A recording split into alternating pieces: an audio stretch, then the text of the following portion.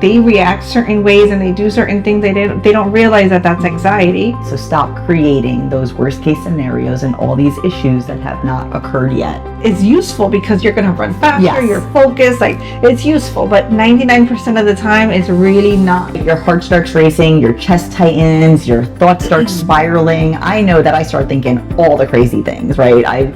It is just a text message comes in and it's like, hey, do you have a minute? And I'm like, oh my goodness, that's it. Welcome to the Limitless tribe, where two badass women build businesses, chase dreams, and keep it way too real. I'm Kat. And I'm Mel. We're the founders of Powerhouse Admins and the Limitless tribe. And we're inviting you into the messy middle, the mindset shifts, and the CEO glow-ups we never see coming. Now let's get into it. So today we're going to talk about anxiety, something I deal with more often than I'd like. And it's just your brain acting like you're being chased by a lion when really it's just a text that came in or an email that came through. Oh yeah, like why do those emails and texts make you feel your life is going to end? Our nervous system is dramatic. It over exaggerates. It already, like, that email comes in, something like, hey, do you have a minute, or do you have time to talk, or anything like that, and your brain already starts to come up with all the different scenarios of what this could be. And you know what? It's never like, I'm going to get a promotion. Oh my God, no. Or it's worst case scenario. They want all a second the time. admin, Yeah. Or this person wants to ask me on a date. Like, it's never like best case scenario. It's always like, I'm getting fired, the client doesn't want me, my friend is mad at me. Always. The date isn't going through. Like, it's always something bad. It never fails, and it causes so much anxiety. So anxiety is your brain trying to protect you, right? It's just not great at really knowing what's actually dangerous and what's not. So I know sometimes we think our brain is working against us, but really it's really just trying to help. It's just really bad at it. It's doing way too much. And it's usually, like I always say, like, our nervous system is like a scaredy cat. So anything that's new or different or things like that, like everything is like life or death to it. So it's just overprotective, but it's really not accurate. Yeah. So your body reacts the same way with danger, whether it's something like actually being running from a lion, or if it's something like, hey, can we talk? Your body like doesn't even know the difference. That's a little scary. I know your brain and body go, oh my God, this is it. Like I was saying, like with the messages, like this is it. So even if it's something like just a text message, or if someone is like literally trying to kill me, my body just feels the same way no matter what. Yes. My brain can't distinguish it. And you know, if somebody's really trying to kill you, that anxiety is useful because you're going to run faster, Yes. You're focused, like it's useful, but 99% of the time it's really not what. Yeah, no one's trying to kill you most of the time. So what it feels like, right? Your heart starts racing, your chest tightens, your thoughts start spiraling. I know that I start thinking all the crazy things, right? It is just a text message comes in and it's like, hey, do you have a minute? And I'm like, oh my goodness, that's it. Like if it's work, something bad happened, or someone wants to leave, or one of our admins is quitting, or, client doesn't want to stay with us and they're deciding to leave. Or if it's like my husband, I start thinking all crazy things too. Like, oh, he has an issue, or he doesn't love me anymore. He's changed his mind. Yes, he wants a divorce. Like all the things are happening. Yeah, we go from like 0 to my life is falling apart in seconds. And it like escalates because I feel like the client one, we're like, okay, oh my God, like he wants to talk. We're going to lose this client. They're upset. We're going to lose the client, and then we're going to lose money. And then what if we lose more clients, and what if we can't pay the bills? The business is over. Yeah, everyone's out of a job. That's it. And nothing has even happened yet. Yeah. These are just thoughts that you're going through for no reason. And then you talk to the client and they're like, oh, I just needed your advice on this thing. Or like, oh, we need to add more hours to the admin because they're doing really well and we need to do a few more things. And you spent 10 minutes spiraling. 10. Sometimes it's well, yeah, if you haven't talked to them yet, it could go on for a while. It could be a whole day. Sometimes like they're busy and the call's not happening. I was just going to say that. Have you ever tried to reach them and then they don't answer right away? And now it's like this happened. They text you at like 9 a.m. and it is 5 p.m. and you have been spiraling the whole day. Yeah, pretty much. And during that spiral, like you're not working as well because you have this in the back of your mind the whole day, and you're not feeling confident. Instead of showing up confident, now you're like scared. Yeah. So when this is happening, you're not actually reacting to the reality. We're reacting to the story we're telling ourselves, because the reality is the client wants to talk. but it could be anything. But we're reacting to the story, which is they want to leave, they're upset, they're this or that. And these are all stories that we made up in our head and not really what's happened. That's so scary because we're just making ourselves crazy. Yeah. And I feel, and I don't know if you had this experience, the story is usually so much worse than reality. Oh, 100%. It's usually never as bad. Like, it's most of the time, it's not even something bad. It's something just normal, like a normal conversation, something that somebody just wants to get more information on, or your friend just wants your opinion on something. Like, but we've made it out to be this terrible thing. Yeah, and once I find out that it is not a terrible thing, it doesn't even feel like a relief, because from the moment I find out that it's not a big deal to when my body actually catches up. It's not instant. That's really true. What unnecessary panic really does to you, right? We don't talk about it enough, but unnecessary panic really, it just messes with your system so bad. It messes with your mental state. It messes with your tension, right? Your body tenses up, your jaw tightens. Like, there's so many things, but it also causes so many physical problems too. Yeah. I think a lot of people, if you don't deal with it or you're not aware, you think it's just a mental thing. But it is 100% physical too. It's like a chain reaction, or like something that happens right after. So as soon as that starts in your head, it starts affecting your body. Yeah. And like you said, like your heart rate, a lot of people, like a lot of stomach issues are actually linked to anxiety. Yes, I always hear that. Yeah. And then like I don't know if you feel like that physical tenseness. So many different things that are coming just from the thoughts in your head, which is insane. Yeah.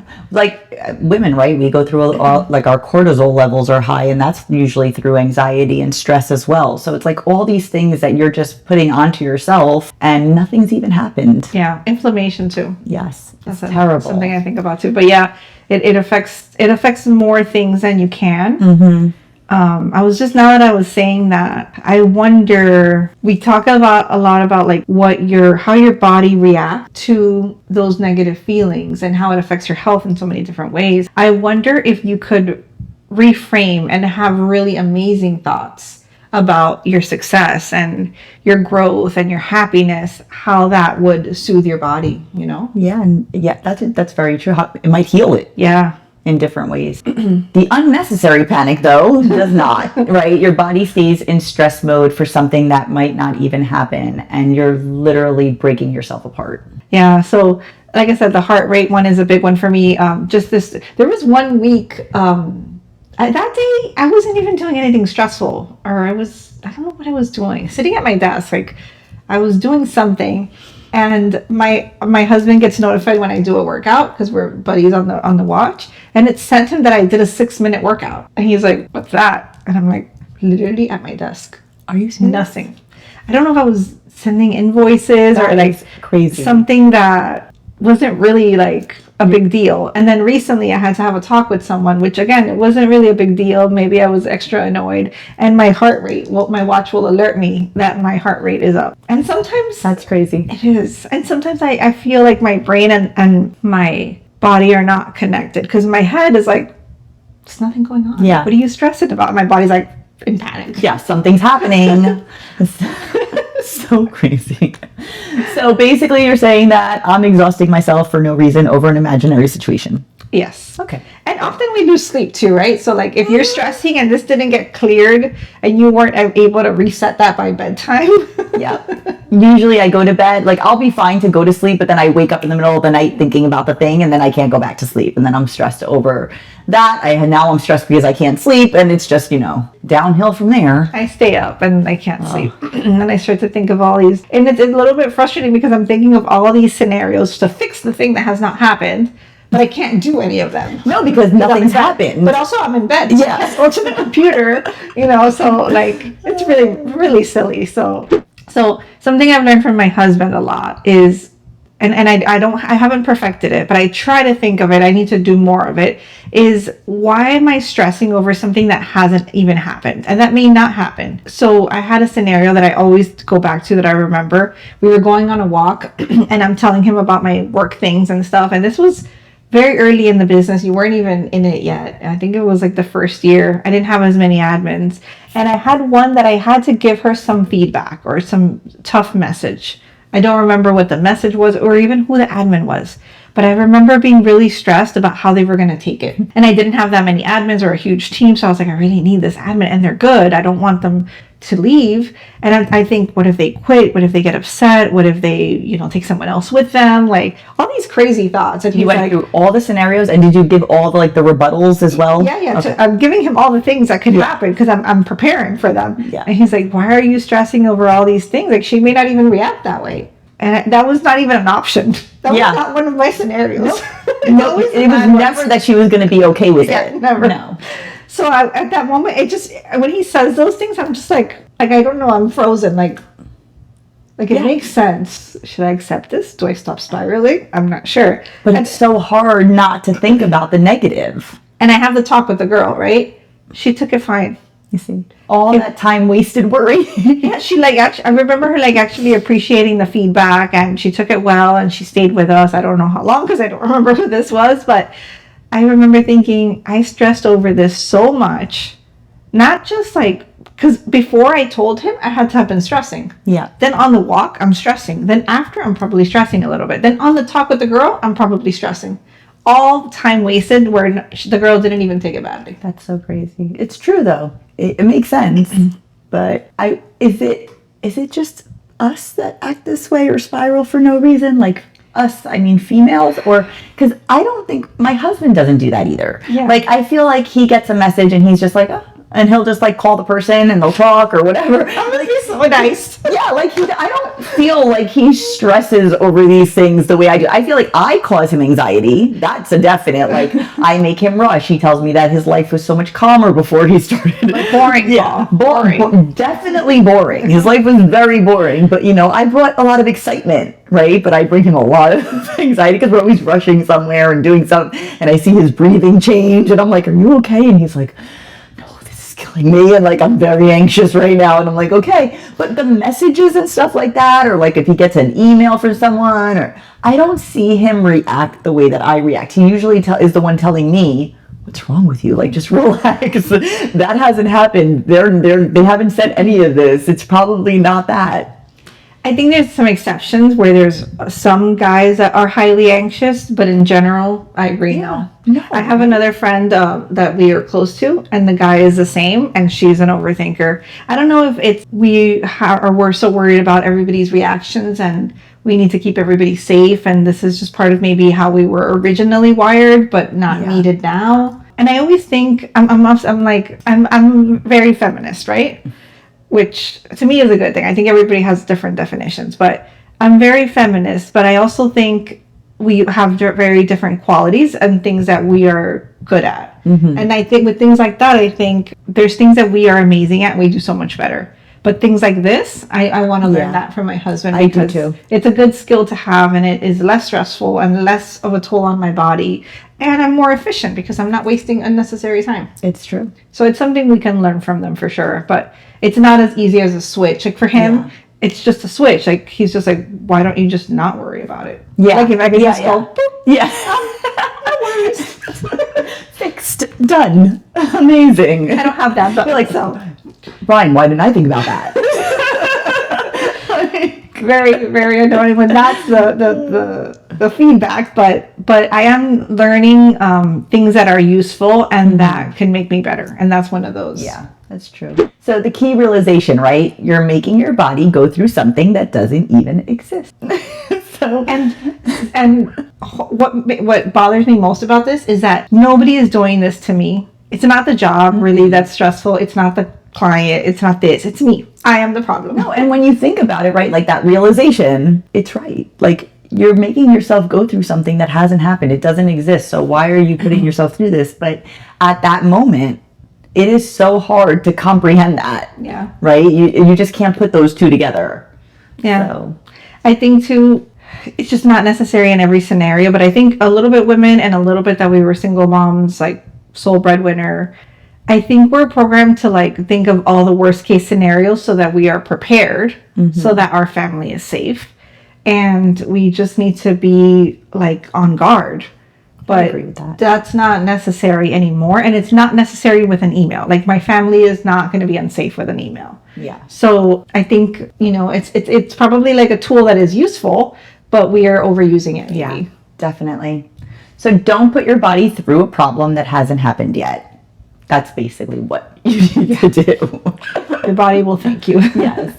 So, whatever it is, you're going to deal with it when it happens and you will be ready. But right now, you're just hurting yourself early, right? And think of it like if something really does happen, you're going to be in a more calm state to deal with it if you didn't pre-stress. Yeah, pre-stressing is just wild. Yes, and it brings you down, and it's you're not on high alert, you're not your best. So now when the problem really does happen, if it does, then you're not at your best. So when it does, you've already got the skills and the things that you need to be able to deal with it, and you'll be okay. But don't start hurting yourself early for no reason. So tools to use: pause, ask yourself, what is actually happening right now? Yeah, not what you think is happening. Right, because I think that's it. Again, easier said than done. But if you really stop to think, like, okay, does this have to be the worst thing in the world? Like, maybe they just want to ask me a question. Maybe my friend just wants my opinion on something, right? So what is actually happening at that moment instead of like going to worst case scenario? Exactly. It's like I think we connect them, but like separating what happened versus what you made it mean. Mm-hmm. That's the meaning, like this person wants to talk. That's all it is. They want to talk, nothing else at all. But we made it mean all these other things about how you're fired, how they don't love you, they hate you, this. But really coming back to the reality of they just need to talk. Exactly. I don't know if it's happened to you. I don't really stress this one as like really anymore. But like with text, sometimes you'll text someone and I don't expect the text right away because that's why I love text. You text when you're ready. But exactly. Sometimes some people never text back and you don't hear from them again. Ooh, that is also like if I text somebody and then they don't text me back for like a day or two, I'm already like, they don't like me anymore.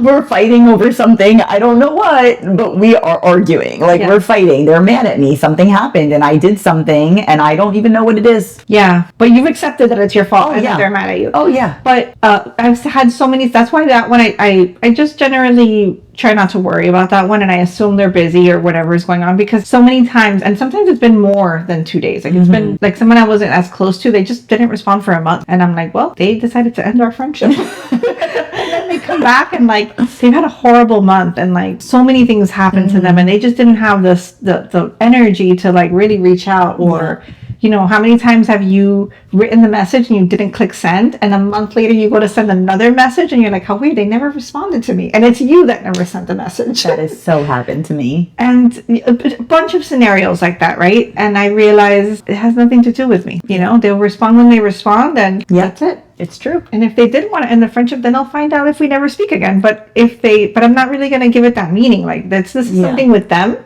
So I put it back with that person, whatever is happening with them. Yeah, you shouldn't take responsibility for something that you have no clue what's going on. Yeah. So, a good tool with anxiety is naming it. Like knowing that you're going through the anxiety, I feel like step one. And some people say they're not anxious, but you can see that they're anxious. So naming it and saying this is anxiety, and it's realizing that it's a temporary feeling and it's not a permanent feeling. It's just something that you're going through right now. Yeah, knowing that not everything is wrong, right? Like, doesn't have to be something wrong just with the text. Like, it could be something good. Yeah. Or just neutral. And it's just a feeling. It's not reality. It's not something that's a fact. It's just a feeling that you're having right now. And you're going to use tools to help reduce the feeling or minimize the time that you're feeling that. Correct. So another tool is breathing, right? So slow your breathing down and tell your body that you're safe. Breathe in, count to 4, breathe out. Let your body know that everything is okay. I am a breather. My husband calls it my Limitless. Because when I'm stressed, I start to... This is so true. We could be watching TV. Like, I'm just thinking. While we're watching TV, I'm thinking. And I'm like, oh my goodness. I have come here to Cathy's house. And she... Like, there's a lot going on in the day, or we have like a lot going on in the morning, but we still have to get to the podcast, but we still have to do this. And Cathy is like typing on her computer and she's like, and I start getting anxious, and I feel like my heart is gonna like pop out of my chest. I'm like, should I be anxious? Is something wrong? Like, what is going on? And my body just like goes into so much anxiety from her breathing. Sorry.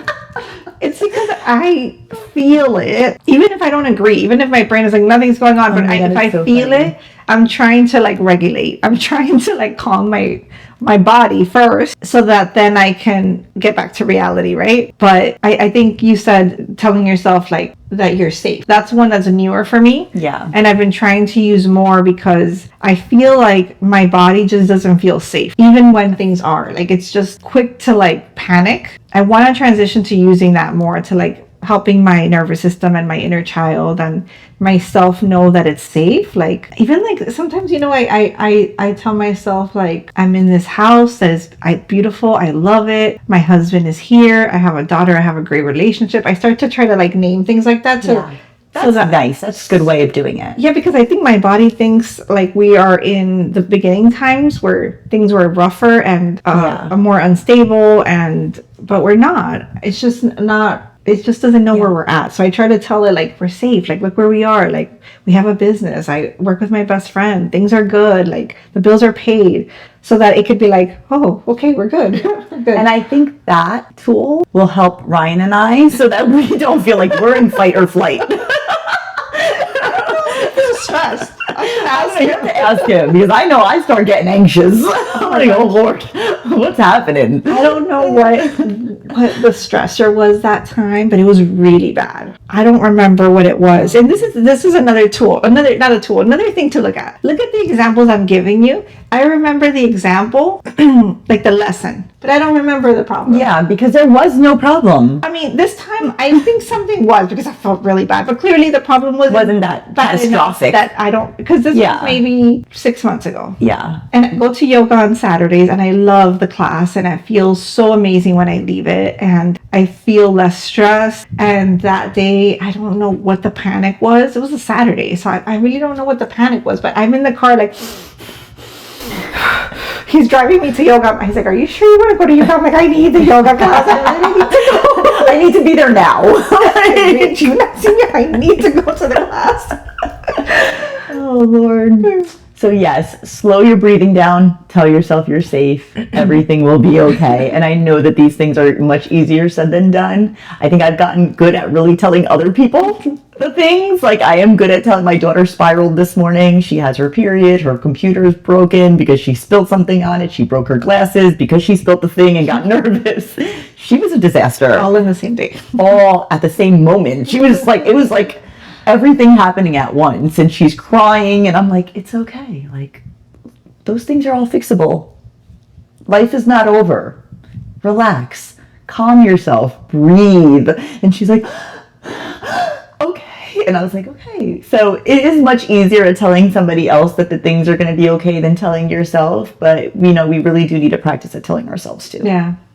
It's because we're in it, so it's a little bit harder. But so the worst case scenarioing, I feel like it could be good and it could be bad, right? Depending how you use it. Yeah. Because sometimes with situations like that, if I start to panic, I think I tell myself, okay, like the computer thing. Does it suck? Yes.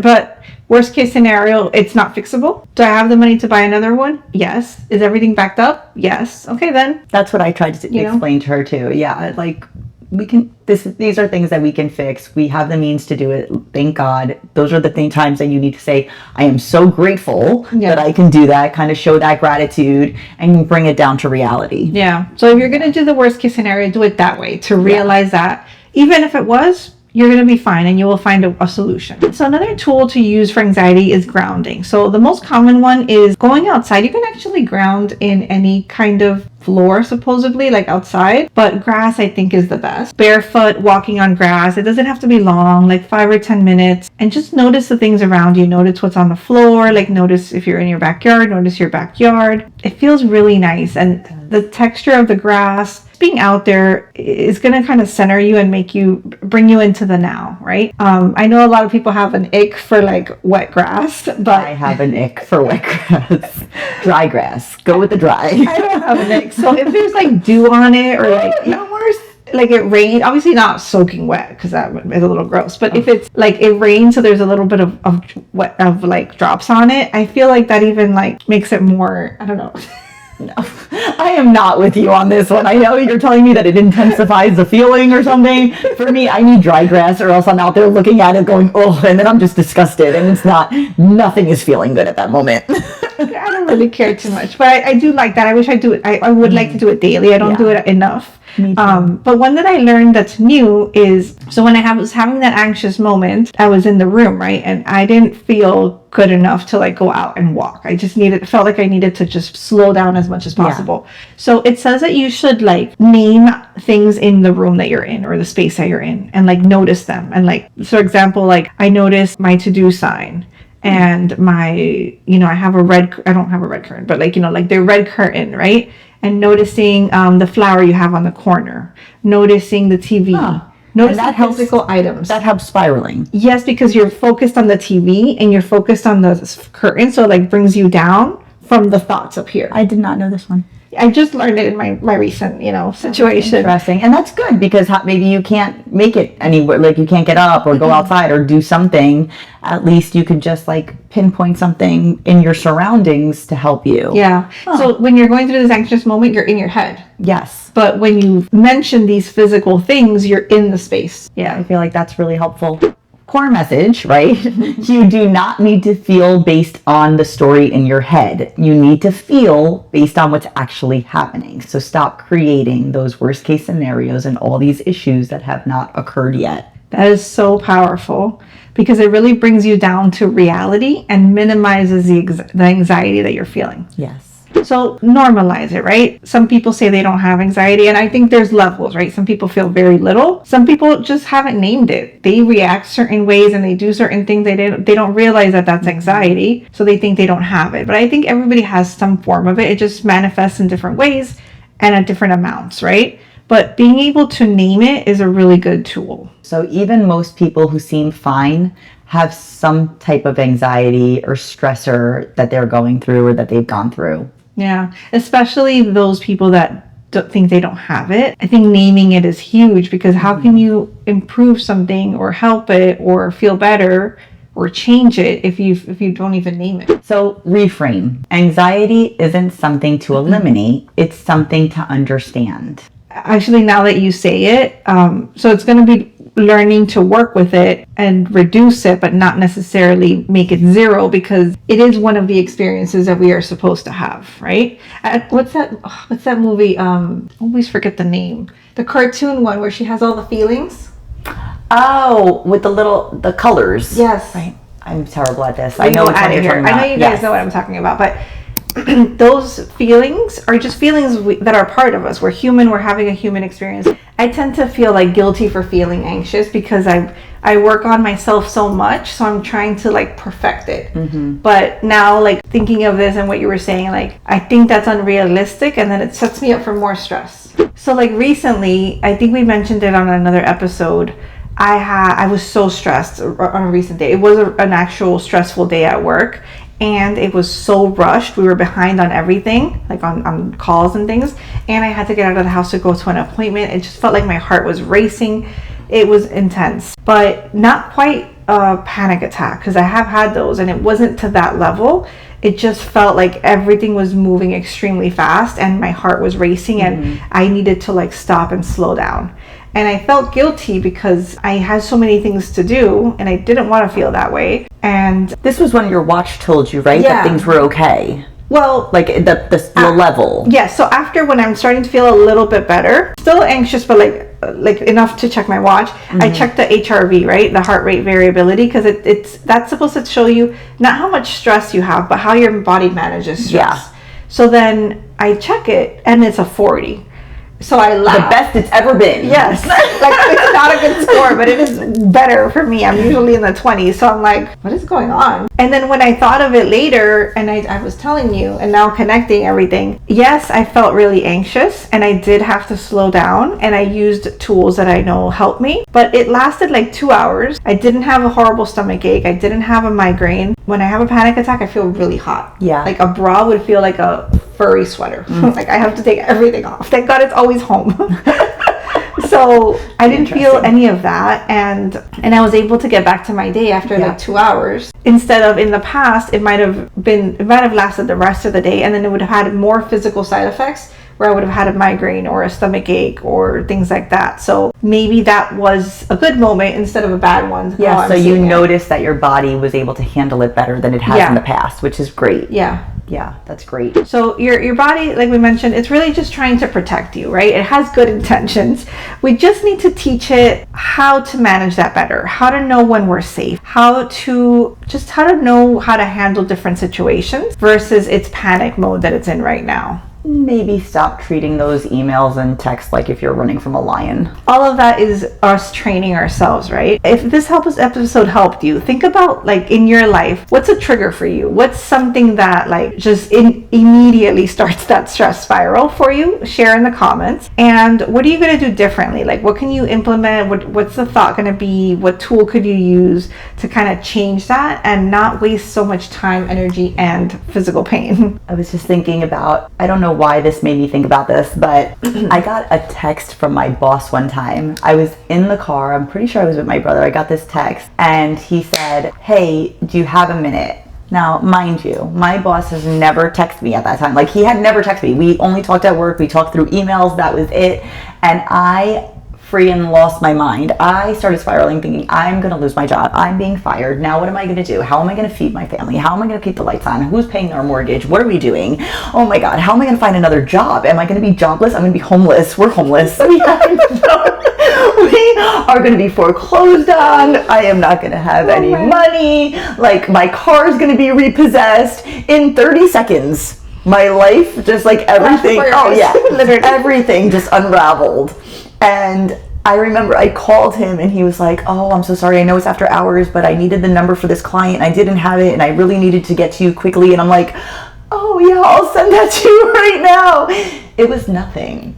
And my brother just looked at me and he's like, "What is wrong with you?" And I was like, "I don't know." Because I was telling, like, not just going through it in my mind, like telling him all the things that were about to happen in my life, and he's just looking at me like, none of this like, are we in the same reality? You know, I've had that exact moment, not in the car, but like I've had that scenario. And you know what's crazy about those scenarios? When that happens, like you've never been written up, you're not in trouble, you have a good relationship with your boss, like everything is good, but still your brain goes to that. Yeah, nothing ever negative had happened in our, like, for me at work. So I don't even understand why. So all that to say, think positive thoughts. Don't think worst case scenario, because you are just stressing about things that have not happened and you're making yourself crazy over nothing. So if you related with this episode, take some of these tools that we've shared and have them ready for when that anxiety hits. And if you know anyone else that struggles with this, please share it with them, because I think it's going to be really helpful. I mean, that feeling is just the worst feeling ever. Yeah. So our next episode will be on allowing yourself to feel good about your life and not dimming your happiness. And as always, thanks for listening. Your life, your rules. Stay limitless.